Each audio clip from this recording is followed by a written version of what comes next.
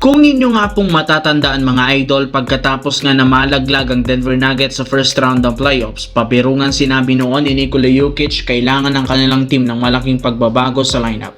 At kahit man pabiro lang yung sinabi ang ganong mga salita, mukhang balak nga itong totohanin ng mismong front office ng Denver matapos maibalita ngayong araw na lahat ng kanilang mga players maliban kay Nikola Jokic available para sa trade sa off-season. Kinumpirma nga ng mismong presidente ng Denver Nuggets na si Josh Cronin sa kanyang interview na sa madaling salita hindi malabong ma-trade ang ilan sa mga key player kagaya ni Aaron Gordon at Jamal Murray para makakuha ng bagong superstar na maipangtatandem kay Nikola Jokic. Napatunayan ng team hindi na epektibo pa ang kasalukuyang lineup kaya mas gugustuhin nga ng kanilang koponan na magkaroon ng malaking pagbabago sa roster para makakuha muli sila ng mataas na tsansang mag-compete para sa NBA Championship.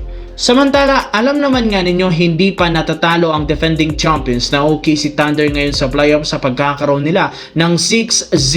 Na-sweep nga nila ang Phoenix Suns sa first round habang angat rin naman nilang 2-0 sa serye laban sa Lakers sa second round. Kaya nananatili silang undefeated. Pero may ilang mga fans ang ibang kupunan ang hindi kumbinsido sa pinagagagawa ng OKC since masyado nga daw pabor sa kanila ang mga officials. Kaya hindi na nakakagulat bakit may ilang mga fans ang masusing nagsaliksik para mapatunayan na pabor ang mga referee sa OKC. At may isang fan ang nakakita na isa nga daw fan ng OKC Thunder simula taong 2012 ang kasalukuyang NBA Head of Referee Operation na si Albert Sanders Jr. Kaya mukhang tama talaga ang hinala ng mga fans na kontrolado ang tawagan ng mga referee para pumabor sa OKC. Sa madaling salita, hindi lamang ang OKC ang kalaban nila ngayon dahil maging ang mga referee isa na rin naman sa mga dapat kalabanin ng Los Angeles Lakers.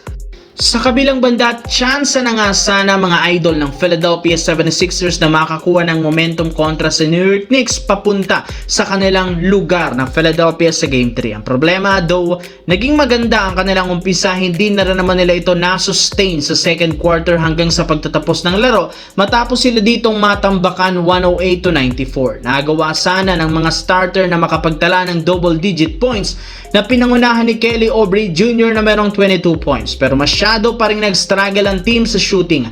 Hirap nga silang sabayan ng Knicks pagdating sa ilalim ng basket since hindi dito nakakagalaw ng mas maayos si Joel Embiid na tinatamo pa rin nga noon ang kanyang injury. Ito ang mismong dahilan bakit sila natalo sa Game 3 at nasayang na naman ang napakalaking pagkakataon sa kanilang home court. At dahil nga sa pagkatalo, baon sila sa 0-3 kung saan isang talo na lamang tuluyan na nga silang malalaglag. Ibig sabihin, posibleng magtapos ang kanilang kampanya kung sakaling matalo pa sila sa Game 4 sa susunod na araw.